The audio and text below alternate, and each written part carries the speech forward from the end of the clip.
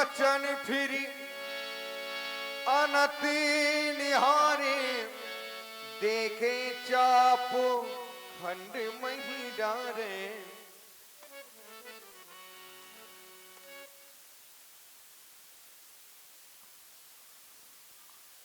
अरे राजा शीरध्वज, तेरे द्वारा भगवान शंकर के इस महान आयुध का खंडन करवा डाला गया। अरे तेरी आत्मा ने एक बार भी ये नहीं कहा कि ये तेरे गुरुदेव भगवान का पावन पिनाक है, तेरे गुरुदेव भगवान के ये हाथों की शोभा है। तेरे मन में एक बार भी नहीं धिक्कारा। अरे गार्गी जैसी विदुषी महिलाएं, अष्टावक्र कणाद जैसे विद्वानों ने तुझे, सतानंद जैसे गुरुओं ने एक बार भी ये नहीं कहा कि इसने जीवन भर मानवता की रक्षा की है और इन्हें नष्ट न कराया जाए। तूने नष्ट करवा डाला। अरे नहीं नहीं, क्या ये चरम चक्षुओं से मैं सत्य ही ये घटना देख रहा हूं? प्रतीत नहीं होता, ऐसा लगता ही नहीं है कि यजगो तुम चले गए हो इस संसार से। अरे तुमने एक बार भी मुझे पुकारा होता, मैं आपकी रक्षा करने के लिए अवश्य आता। कछु कहीं ना गए, कछु कहीं ना गए, कछु कहीं ना गए, कछु कहीं ना गए, कछु कहीं ना गए, पर छोड़ गए, हाँ छोड़ गए। क्या से क्या हो गया देखते देखते, जो सोचा न था वही हो गया। अरे जिसने तोड़ा है ये अजगो, मैं बदला अवश्य चुकाऊंगा। यदि ऐसा ना कर पाऊं अजगो, तो मैं जीते जी मर जाऊंगा। अजगो तुम चले गए संसार में, जो भी व्यक्ति आता इस संसार से जाता, यही संसार का नियम है। सुख पाता रहा जो जीवन में सदा, उसे अंत समय पछताना पड़ा। अरे पछताया नहीं जो जीवन में कभी, उसे अंत समय दुख पाना पड़ा। अरे विधि का नियम अकाट्य यही, जिसे आना पड़ा उसे जाना पड़ा। जो फूल गुलाब था बगिया में, उसे एक न एक दिन मुरझाना पड़ा, एक न एक दिन मुरझाना पड़ा। अरे आप विश्राम करें, मैं आज उस गुरुद्रोही की खोज करता और उससे शत्रुता का संबंध स्थापित करता। आपको सादर श्रद्धांजलि। अजगो मेरी श्रद्धांजलि।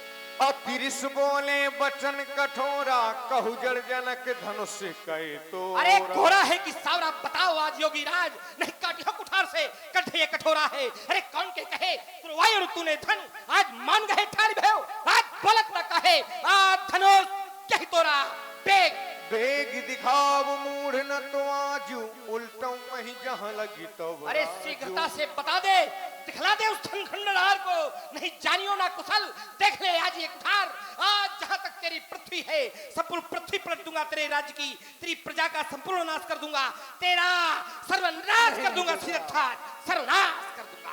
अति डर उतर देत न पुनाही, कुटिल भूप हर से मन माही। सभय बिलो के लोग सब, जान जान की भीरु।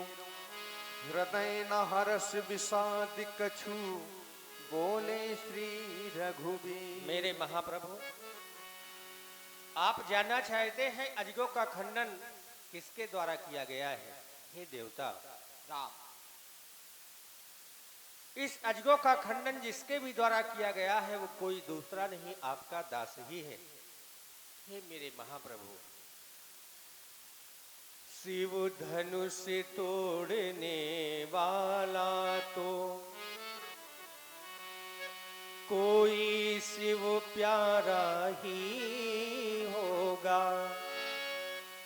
जिसने ऐसा यह कार्य किया, वह दास आपका ही होगा।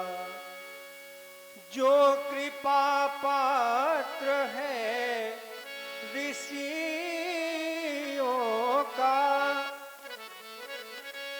हो कब किस से डर सकता है,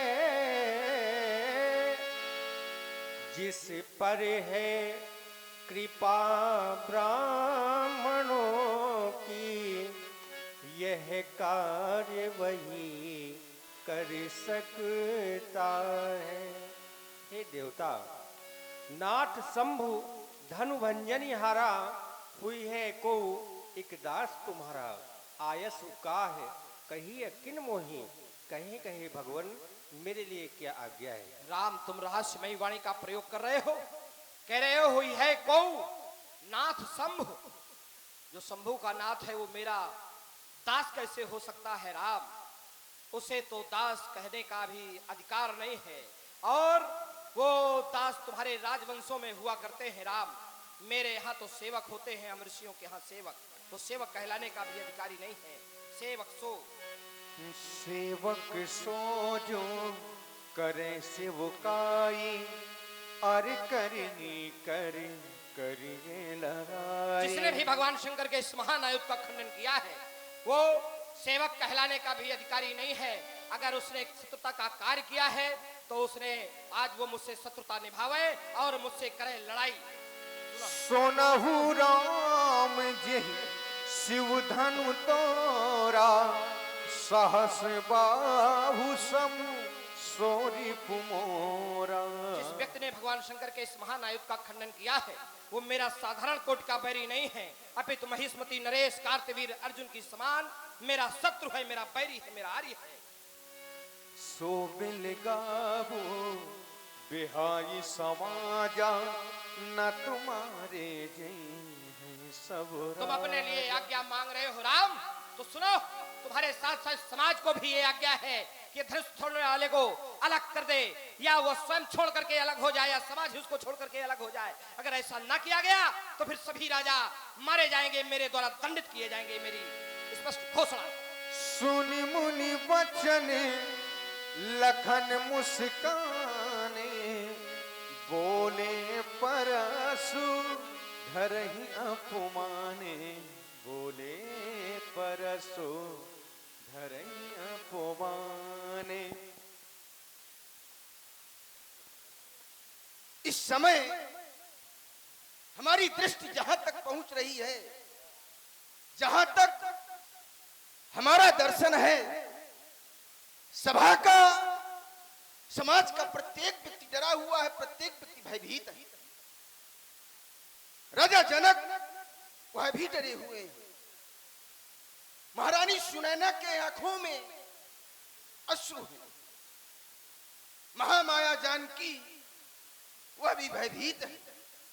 परंतु नहीं, कुछ लोग प्रसन्न हैं, और प्रसन्नता है किनको, प्रसन्न है कौन? तो अति डर उतरु देत नाही, तो कुटिल भूप हर से मन माही। अगर इस समय प्रसन्न है, प्रसन्नता है, तो केवल कुटिल निपालों को। मैं विचार करने लगा,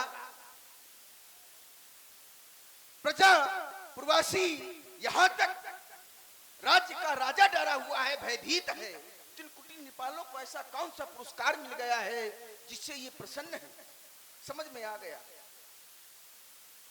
अभी जिस समय धनुष नहीं टूटा था, अंदर से चाहते थे कि धनुष हमसे टूट जाए, पूरी शक्ति लगाई थी। और प्रसन्न ये इसलिए है कि ये चाहते तो थे कि धनुष हमसे टूट जाए, लेकिन ये धनुष हमसे नहीं टूटा, ये हमारे पक्ष में बहुत अच्छा हुआ। अगर कहीं धनुष हमसे टूट जाता तो ये आपत सीधे हमारे ऊपर आ गिरती। अरे ये कुटिल निपाल प्रसन्न है, तो आप लोग क्यों डरे हुए हो? आप लोग भी प्रसन्न रहो, अभी हम जिंदा हैं, परेशान ना हो। धनुष तोड़ने वाले के विरोध में महात्मा परशुराम जी की घोषणा हो गई। सुनहु राम जे इसी धनु तोरा, सहस बाहु सम सो रिप मोरा। सो भी लगाऊ बिहाई समाजा, नट मारे जई हैं सब राजा। जिसने भी भगवान शंकर के आयुध को तोड़ा है वह महात्मा परशुराम जी का शत्रु है और समान शत्रु नहीं है। कह रहे सहस बाहु सम शोरित मोरा, सहस बाहु अर्जुन के समान महात्मा परशुराम जी का शत्रु है। अरे विचार करो, क्या धनुष भंजन हार और सहस्त्राबाहु में कोई समानता हो सकती है या कोई समानता है? तो उत्तर मिलता है नहीं। क्यों? सहस्त्राबाहु है कैसा? तो सहस्त्राबाहु एक अनाचारी, दुराचारी, पापाचारी, ऋषियों को सताने वाला, गाय का हरण करने वाला। और जो धनुष भंजनहार है वो सदाचारी, धर्माचारी, ब्राह्मणों की सेवा करने वाला, संतों की सेवा करने वाला, गाय की रक्षा करने वाला, धर्म का पोषक। तो क्या शास्त्राबाहु और अर्जुन, शास्त्राबाहु अर्जुन में और धनुष भंजनहार में किसी भी प्रकार की समानता है? महात्मा परशुराम जी कह रहे हैं कि सहस्त्रबाहु समशोरित मोरा, कह रहे हैं जिसने भी धनुष को तोड़ा है उसको समाज से अलग कर दिया जाए या समाज उसका परित्याग करके अलग हो जाए। मैं ये विचार करने लगा, क्या उसको प्रकृति के किसी भी नियमावली के द्वारा अलग किया जा सकता है या वो अलग हो सकता है? नहीं, प्रकृति के किसी भी नियमावली के द्वारा उसको अलग नहीं किया जा सकता। क्यों? क्योंकि जो उसका संबंध है वो समवाय संबंध है। जैसे